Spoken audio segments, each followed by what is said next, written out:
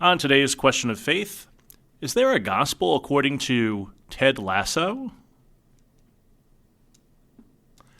Hey everybody, this is Question of Faith. I'm Deacon Mike Hayes. I'm the Young Adult Ministry Director here in the Diocese of Cleveland. And I'm Father Damian Ferentz, the Vicar for Evangelization. And I'm Joe Cronauer, Manager of Communications here at the Diocese of Cleveland. Hey, Joe. Yeah, I'm also around town on TV and radio as well, too, so maybe you've seen or heard me, but probably not. I don't ever go into any place thinking that somebody has. That's right. I was at a party one time with a mutual friend of ours, and someone just happened to have invited Tom Hanks to the party. He was a personal friend of theirs. And he walked over and he put his hand out and goes, "Hi, I'm Tom Hanks." I was like, "Yeah, I know."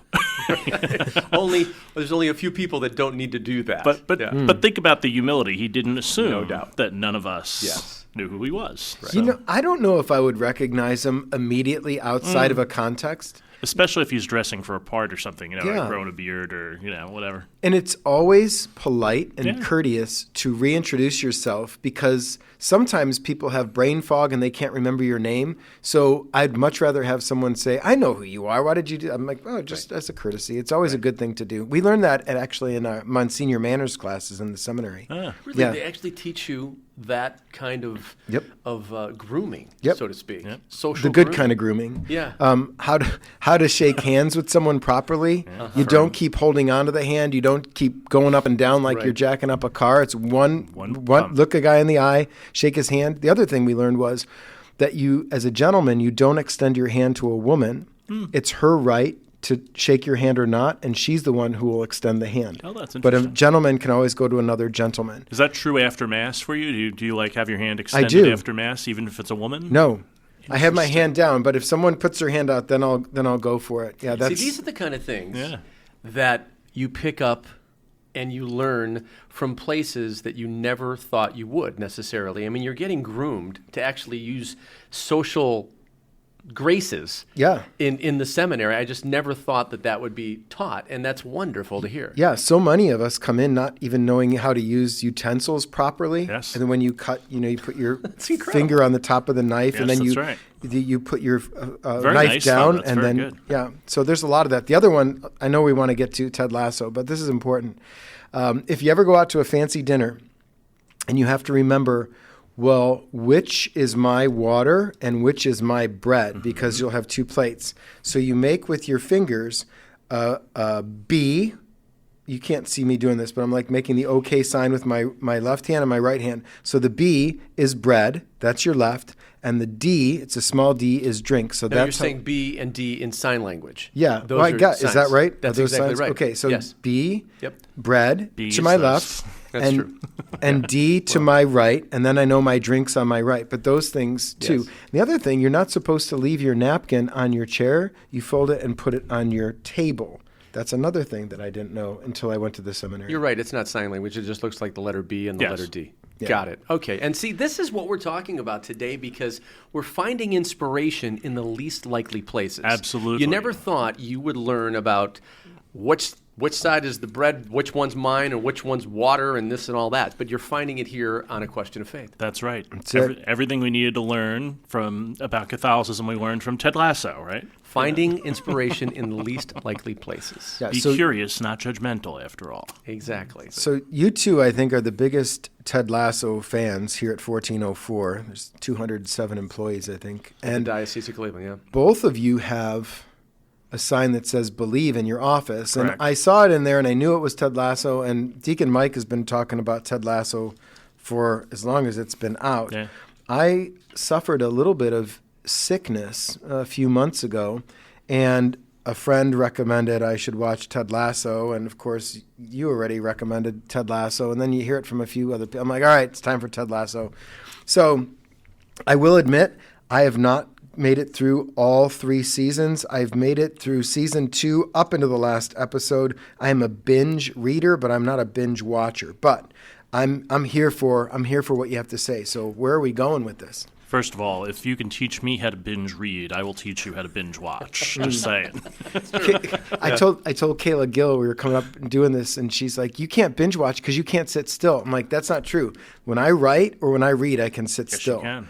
But other than that, I can't. Well, let's binge a little bit here and just let anybody that hasn't seen Ted Lasso, what's the show about? It's on Apple TV Plus. It's 3 seasons. The show revolves around an American football coach who's been hired to coach an English football team. So he's leaving the country and going over to England, and sport Americans refer to as soccer. Okay, Correct. So the catch is Ted Lasso, who's the coach, knows nothing about English football, so he's got to rely on knowledge of human nature, gleaned from his many years of coaching, to attempt to lead a team to success. That's the synopsis of the show. Right. Okay. And Ted appears to the English to be like a goof. Like, Right, you know, absolutely. An American A yokel, if you complete- would. Exactly, right. And he's David Sudeikis. Is that his name? Jason Sudeikis. Sudeikis. And was Yes. he on Saturday Night Live? Yes, he was. Okay. Yeah, he started on SNL, and he's done some improv, and he's other movies. And the whole Ted Lasso bit was actually a commercial for NBC Right. for a while. It was a character he to came up promote soccer. With, Oh, yeah? Yeah, with the other creator of Ted Lasso, who plays the part of Beard on Right. the show. Oh. All right, so they both came up with it. But let's point this out too, as we're talking about this. Ted Lasso is a show about soccer. It's a comedy. The language is vulgar. Yes. Certain scenes are incredibly inappropriate. Yes. And the lessons learned could be beautiful. Yes. Sounds So- like life. Exactly. You know, we sometimes will blow off something or look past it because it doesn't fit the criteria that we think we need to further ourselves as far as getting more information from it, because we say, well, that doesn't fit. Yeah. But Father, you continually open yourself up to the latest movies, the latest books, the latest music to find out what you can pull from it that's of value and that's quality. Yeah. And there's so many rap artists, there's so many musical genres I wouldn't normally listen to that I'm like, wow, that's powerful stuff. And the same goes with other movies. I will point out Star Wars, I didn't go in thinking I'm going to learn about good and evil, but I did. Yeah. And I can watch the same thing about Lord of the Rings. Tolkien, of course, an author of great faith, and there's so many biblical references and biblical allusions is what they call them in literature, where he kind of uses the Bible as a skeleton script and builds characters around those same concepts. Yep. And it's beautiful. And the same thing in Marvel movies. Yeah, sure. Yep. Tegan, Mike, and I have talked before when we did a show on Jordan Peterson about archetypes, and you will find particular types of characters in film that are also present in the scriptures.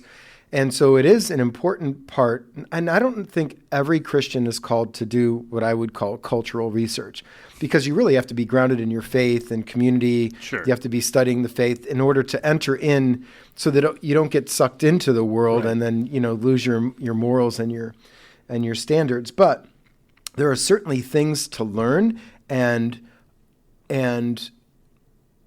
that parts of, or the seeds of the gospel are present in good literature and good film and good TV and good music. And I know when Bishop Barron began his Word on Fire ministry, he was reviewing movies like The Departed or Fargo, which were rated R films, and he took some flack because there was cussing in there, some nudity, and he said he's not going to the films for that, but he's pulling out what's actually good. And so there is a discernment that takes place whether you are to watch this series or not, but we all have. At least you guys have completed it. I'm almost there. And there is plenty of good to be had. And so let's talk about some of that good. What's some of the good to be had? So, Joe, what's some of your favorite episodes or some scenes maybe? I think the scenes that get me are the ones I didn't see coming, and that's what the whole show is based on. I mean, the show, there are faith moments. There's positive attitude all through it. That's that ridiculous optimism that Ted Lasso has. That's what he shares constantly. And you're like, how can a guy be this optimistic when so many bad things are happening around him? But there's generosity to be learned. There's hope. Of course, there's love. There's something called loyalty that we see over and over again in this. And then finally, redemption and forgiveness. It's huge. But Father, you said earlier, that's what life's all about, looking for the good among the bad. But we do that all the time with people, and I think we're called to do that. I know we're called to do Certainly. that. If you walked into a prison and you talked to a person who was a convict that was there that did bad things, there is some good in that person. Absolutely. And I think we've all come across books that we judged by the wrong cover. We thought, well, this person is like this. And then you realize, oh my gosh, there's so much more to this person. Same thing with Ted Lasso. Yeah. I had no idea it was going to be that good of a show with these kind of depths of areas that I never dreamt that I would apply into my life, but I have. Yeah, I'm with you. I mean, I started watching it because it was a sports thing, right? And I was just like, okay, I'll watch this. Let's see what happens. And it was like, everybody's talking about this. I guess I should watch it, And it was like in the middle of the pandemic when I think I started watching it, and people were like, oh, this got me through like the early stages of the pandemic. I was like, really? This goofy thing? Okay. Right. And so I watched it, and then my wife kind of like walked into the room, and she was like, what are you watching? And I sat and she was like, oh, this is interesting. And she like sits down and watches it. So it's like our favorite show. Yeah. Yeah, the character development is great, and the depth of character is great. And as you say, surprises that come and twists, which is part of, as you mentioned at the beginning of the show, human nature. Yeah. And who knows what grace can do in someone's life when they accept it and when they cut themselves off from it, where it can take you to. You mentioned what lives can look like, and you can judge them right away. Think of what St. Paul was like before his conversion, or Mary Magdalene before Jesus drove out those 7 demons, or St. Augustine before his conversion. Like, thank God the Lord had mercy on them and brought them through. And you see a lot of this in the characters in this show too, that people can develop, and that we all want to be seen and known and loved. And when that happens, hearts break open and people become more human, right? Yeah, absolutely. I don't know if there's anything explicitly religious or with prayer. There's a couple allusions there, but a lot of what we're looking at is human development and human formation, right? Yeah, for sure. Yeah. If you're looking for a faith-based Christian message that is based on our Catholic upbringing, it ain't going to happen in the show. But if you're looking for, like you said, a renewal of human spirit and what a positive person can do among a complete negative environment, it's so inspiring. It really is. And I will go on to say, and I've said this before, after watching the final 2 episodes of the 3rd season, I think it is the best television I've ever seen. Wow. And that goes back decades. I'm a big fan of older shows. I love, my favorite sitcom is the Dick Van Dyke Show. It's classic. It's awesome. It's smart. Hogan's Heroes, the same thing. Of course, we love Seinfeld and Friends, and we love, everyone loves Raymond. But Ted Lasso did something I never thought it would. It actually made me want to hang a sign in my office. It's a big one too. It's a huge It is, one. yeah, it's Mine just sits above the door frame. His is the entire wall. The entire wall. It's probably 4 feet by 5 feet, and it just says "Believe." Yeah. And and he had that sign in the locker room. Yep. As he was coaching these people that never believed in him Or anything else. Exactly. Yeah. Exactly. It's infectious. The friend that recommended this show to me recently when I was sick said it's the Paschal Mystery, but you got to watch it all the way through to the 3rd, so the Dying and Rising. So Yes. I haven't watched that far, so don't tell me the ending. Don't spoil no it. spoilers, no But spoilers. I think when someone can recognize that there is a dying and a rising and a major transformation, that's helpful art. That's good art. That's what things should be. And you've already seen it in some of the characters Sure. already. Yeah. I mean, like Roy Kent is this angry, foul-mouthed kind of guy, but then you see him with his little niece, and he just melts. Yeah. But he also he cusses in front of her without recognizing no it doubt, too. absolutely. No doubt. Yeah. He is Oscar the Grouch all the way. Yeah, Joe right. said that a brunette Oscar the Grouch, as Ted Lasso says. that he wrote himself into the show. I didn't know that. He was a writer, and then he said, I want to play this part Yeah. of Roy. Brett Goldstein was just a writer, and he thought, Roy Kent is kind of what I could do. So he actually auditioned, sent a tape into the creator, and they said, yeah, you're the guy. Yeah. It's awesome. Yeah, and he said, I don't want this to be awkward, but I think I am Roy. And they all are like, yeah, you are. Exactly.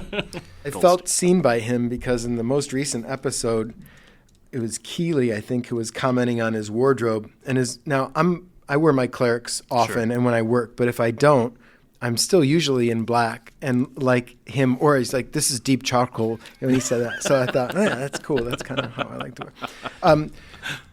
Guys, I do not want to make a theological stretch, but I do want to activate my Catholic imagination and ask a question about the show that I've been pondering. Okay.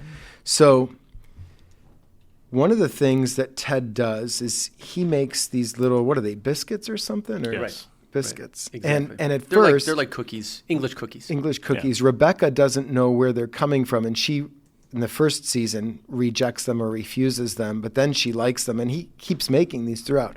I wonder if there is some sort of Eucharistic theme that's taking place within there. Like maybe we can talk that out a bit, because he does it not because he has to, but because he wants to. Mm-hmm. So there's not a need on his part that he has to do this, which is what love looks like. There's no, when you really love, you don't love out of need, you love out of a complete gift of self.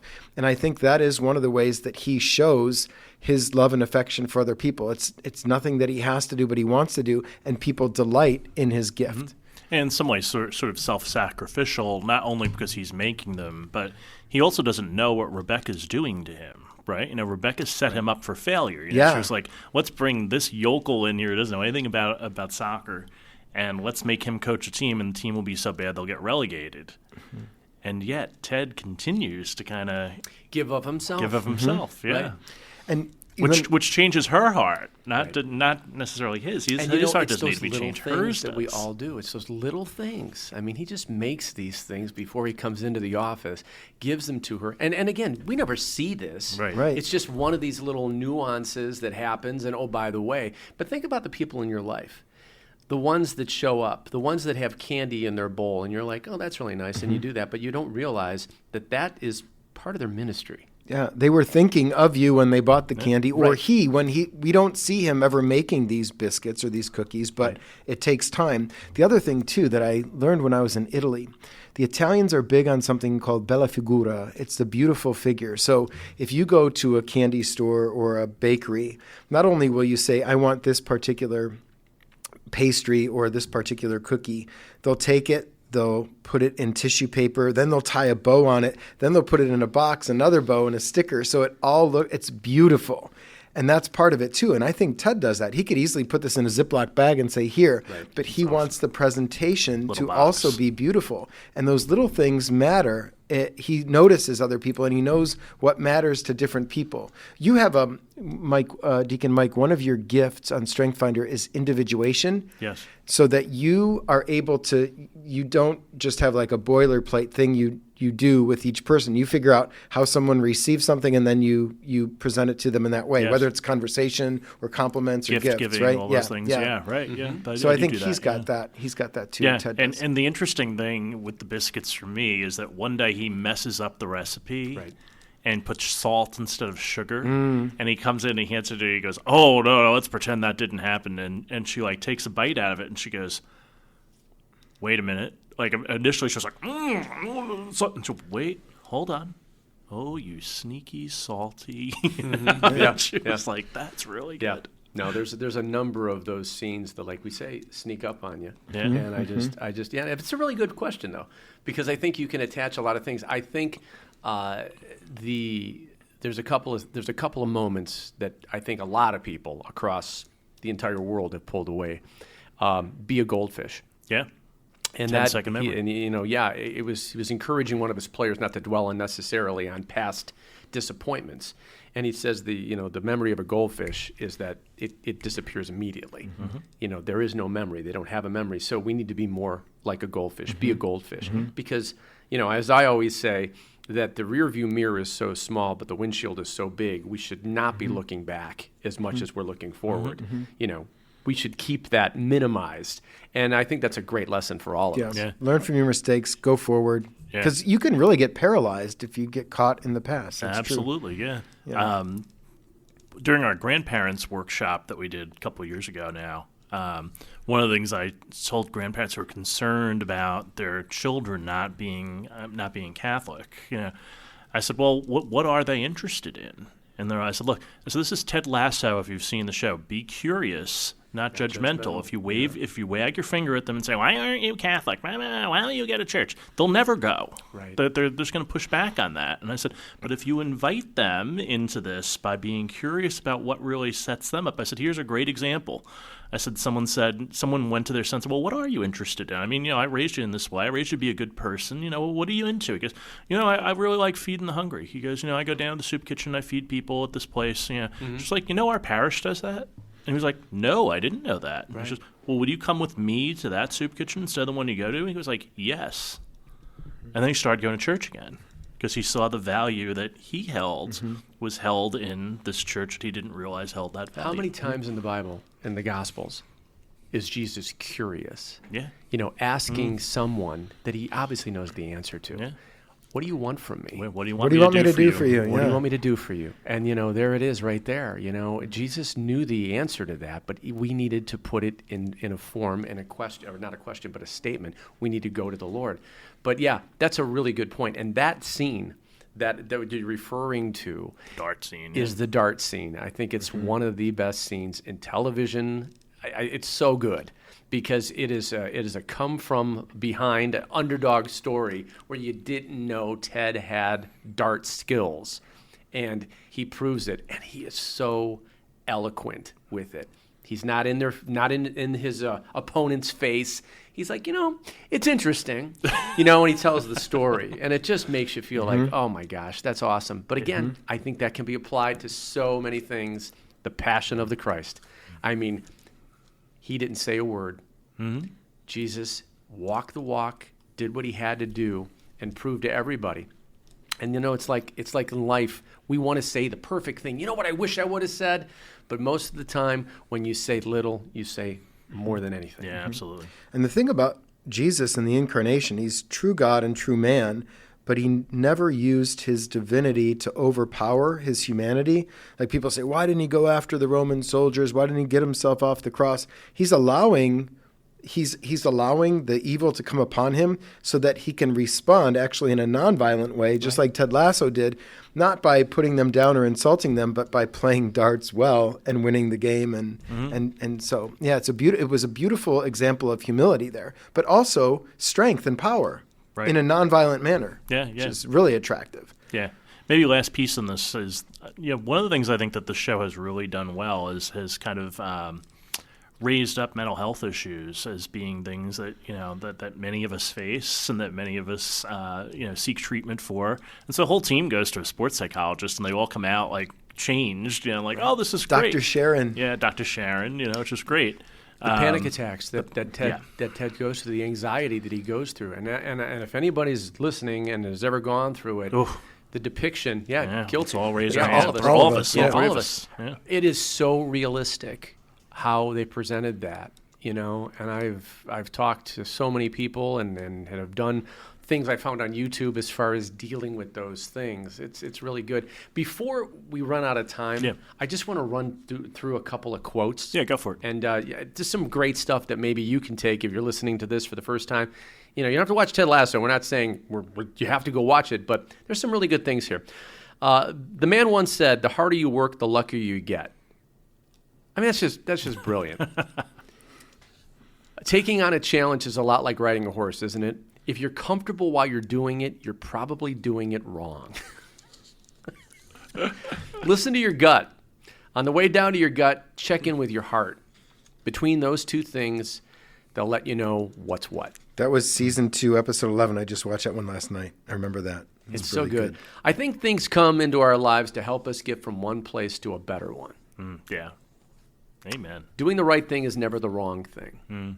These are little throwaways that happen. And sometimes you have to go back and rewind because I'm like, wait a minute, did I get that? Was that a reference to an ABBA song? And those things are thrown in, Yeah, there's a lot of cultural references. There's a lot of cultural references, absolutely. I like the one where he's talking about, he's yelling at Jamie Tard about not going to practice because he's saying that he's hurt, he's faking. And he does the whole Allen Iverson thing. We're talking about practice, man. Practice. Not a game.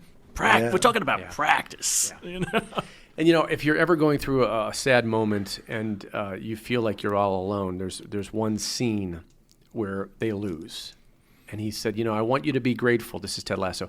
I want you to be grateful that you're going through this sad moment with all these other folks, because I promise you, there is something worse out there than being sad, and that's being alone and being sad.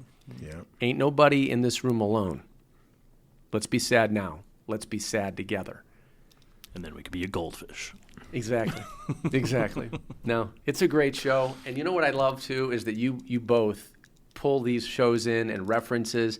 And like I said, more than anything, I love finding inspiration in the least likely places. Amen. Yeah. I say if something matters to the culture, then it matters to the evangelist.